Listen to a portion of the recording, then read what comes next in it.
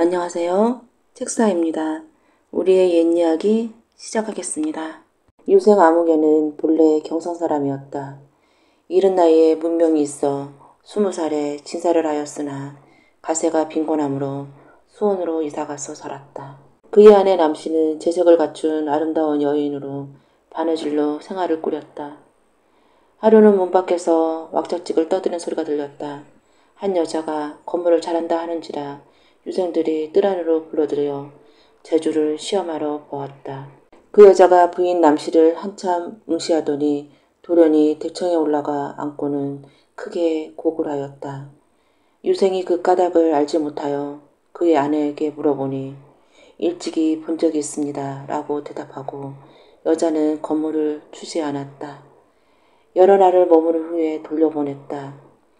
대여새가 지나 유생이 바깥을 바라보니 길 위에 가마 석대를 말이 끌고 앞에는 계집종이 역시 말을 탔는데 뒷다리는 다른 사람은 없고 곧장 그의 집으로 향하였다.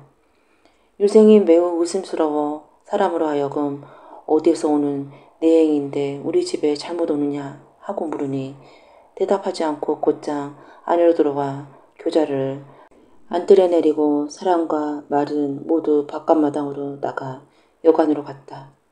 유생은 더욱 괴이하고 의아하여 그 안사람에게 물으니 이 뒤에 알게 될 것입니다 하였다. 이날부터 저녁밥상에 그릇부치가 산뜻하고 깨끗하여 생선과 육류가 모두 갖추어져 있었다. 유생은 또 아내에게 물으니 배불리 드시고 억지로 묻지는 마세요. 그리고 며칠 동안 안채에 들어오지도 마세요 하였다. 유생은 의심스러울 따름이었다. 하루는 안사람이 그를 내와 갑자기 서울로 올라가기를 재촉하였다. 유생이 괴이하게 여겨 중문관을 보내기를 청하여 몰골을 대하고 말하였다.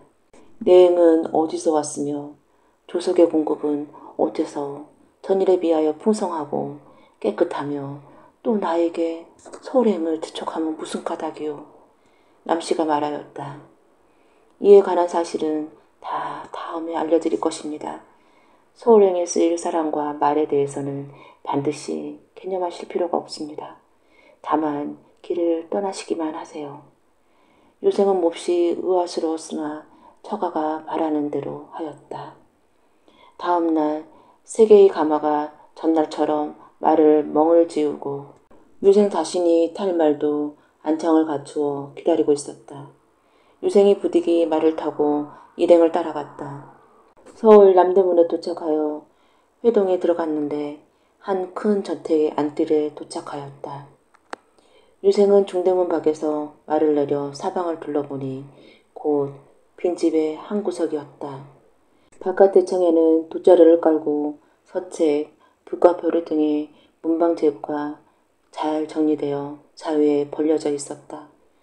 관을 쓴 자가 여러 명이 있었는데 마치 청지기 같은 모습을 하고 노복 4~5명이 뜰에 나와 예를 갖추어 인사하기를 유생이 물었다. 너희들은 누구냐? 노자이옵니다.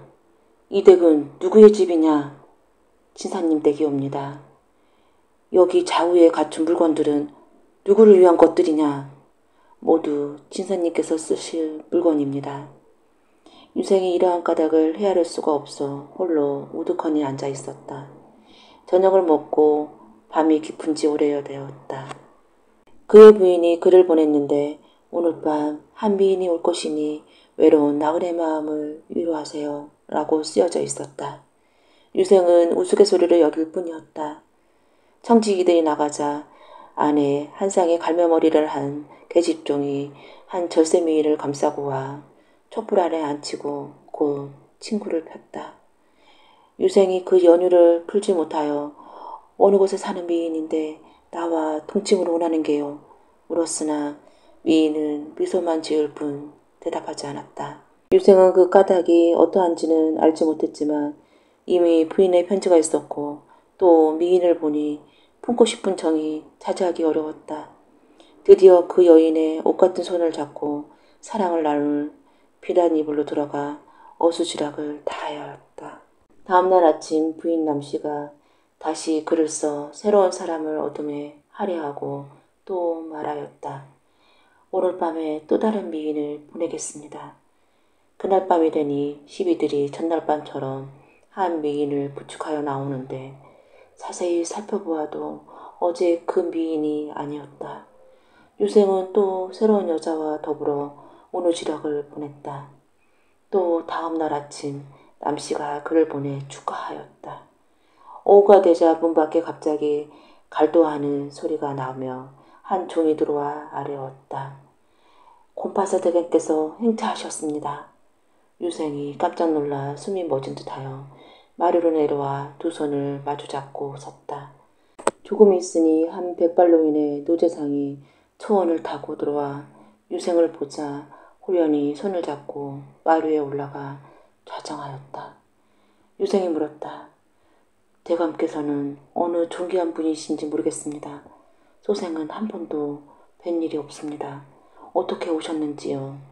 곰판서가 웃으며 말하였다. 그대는 아직도 편안함의 꿈에 깨지 못하고 있군. 내가 말해주겠네. 자네처럼 좋은 팔자는 예로부터 지금까지 드물 것이네. 연전에 자네 장인의 댁이 우리 집, 또 역관 현지사의 집과 서로 담을 격하고 있었지. 그런데 같은 해, 같은 달, 같은 날 일시에 새 집에서 딸을 낳았으니 기이한 일이네.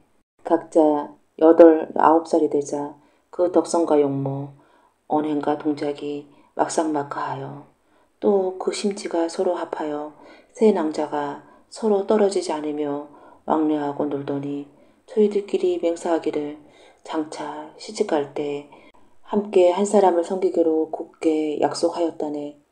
이런 사실은 나도 알지 못하였고 다른 집에서도 모두 몰랐었지. 그 후 자네 장인댁이 다른 곳으로 이사가 소식을 들을 수가 없었네. 내 딸은 즉실소생일세.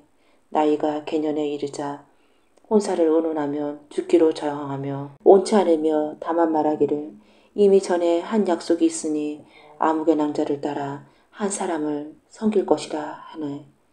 형가의 딸아이 또한 이와 같이 말하였네. 내가 딸아이를 여러 방법으로 꼬집고 하야하고 회유해 보았으나 끝내 마음을 돌리지 못했네. 그러는 사이 신압으로 세월이 흘러 25살이 넘어서도 여전히 시집가지 못했지. 예전에 들으니 형가의 딸이 검기를 배워 남장을 하고 팔방을 유람하며 그 댁에 장인댁을 찾으러 다닌다는 소리를 들었네. 이제 수원 땅에서 그대의 집을 찾은 후에 우리 딸에게 통지하여 약속을 하고는 자네 부인 남씨와 상의하여 이와 같이 한 거라네. 그젯밤에 와서는 미인은 현지사의 딸이고 어젯밤에 온 미인은 이 늙은의 딸이라네. 가사, 노비, 진물, 서책 또는 전토 등은 나와 현지사가 균등히 자금을 내었네. 자네 평생에 충분할 만큼 될 것일세. 자네 하루아침에 두 미인과 재산을 얻었으니 옛날의 양소유라도 이보다 더하지는 않을 것세. 자네는 정말 좋은 팔자일세.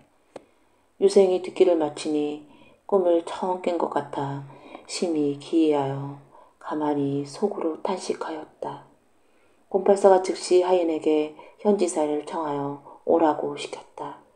조금 있으니 한 노인이 아간의 넓은 띠를 두르고 허리를 구부리고 왔다. 이에 큰 잔치를 열어 종일토록 즐거움을 다하였다. 곰판사는 즉 곤대운이었다. 유생은 이로부터 1처 2첩으로 한 집에 활약하였다. 여러 해가 지나 하루는 유생의 처가 남편에게 말하였다. 지금 조정을 보니 당연히 득사합니다. 곰판사는 이때 나란 일을 담당하는 자이라 근일의 일이 멸륜의 일이 아닌 것이 없습니다. 오래지 않아 반드시 패하게 될 것인데 패하게 되면 두렵게 화가 미칠 우려가 있습니다. 그러니 스스로 일찍 고향으로 내려가 응거하여 화를 면할 계책을 삼는 것이 좋을 듯합니다. 유생은 그 말을 따라 가산을 팔아 채첩을 거느리고 고향에 있는 집으로 내려온 이후 다시는 서울에 들어가지 않았다. 갑술년에 왕비가 복이 되시고 당연히 모두 주찬되었다. 권대윤 또한 그 속에 들어가 있었으나 유생만은 유독 연자의 죄를 벗어나니 남씨는 실로 앞을 내다보는 부인이었다.